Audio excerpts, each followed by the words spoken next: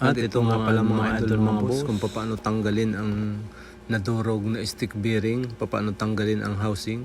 Kumuha lang nga pala kayo ng concrete nail. Yan. Tapos yung labi nung housing ng needle bearing ay patupiin nyo pa loob.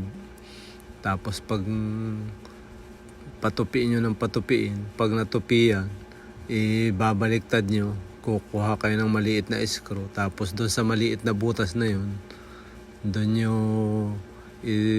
itatayo yung screw, tapos papaluin mo. Ayan, ganyan lang.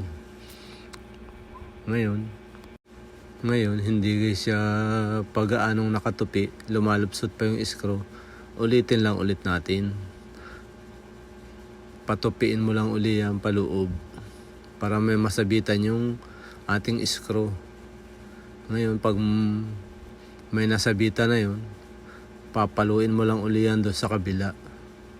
Ayan. Patupiin pa natin. Medyo matigas lang. At ayan. Yan. Suot mo doon sa maliit na butas, yung screw maliit, sabay paluin mo na yan. Yan. Paluin mo, medyo patagilid lang. Kasi nasa gilid yung nakatupi na nakatuping labi ng housing ng bearing. Ayun, umaangat na siya. Ayan, kitang-kita na. Ganyan lang pagtanggal ng ng housing ng needle bearing. Dahil durog na yung needle bearing yan. Yan nga pala mga idol mga boss, CT125. Yan. Ganun lang pagtanggal. Tapos lilinisan lang. Dahil maraming maraming mga nadurog na bearing nakasangat diyan sa mga pag-itan diyan. Lilinisan lang natin. Ayan. Talsik yan sa malakas na hangin. Yung iba kasi na ko sa mga ibang gumagawa, wini-welding. Ay lalong nagdudumi yung loob, nasusunog. Kaya hindi na kailangang weldingin. Ganyan lang yung pinaka simpleng paraan para masolusyonan kung paano tanggalin.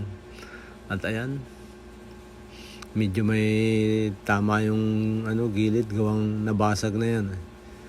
Kaya tinanggal muna natin yung rebaba. Ayan. Needle bearing, ibabalik na natin yung bago, ipapalit na. Kumuha ka lang kayo ng kasing laki noong needle bearing, papaluin nyo lang yan. Ayan, hanggang sa pumantay siya sa tamang lagay.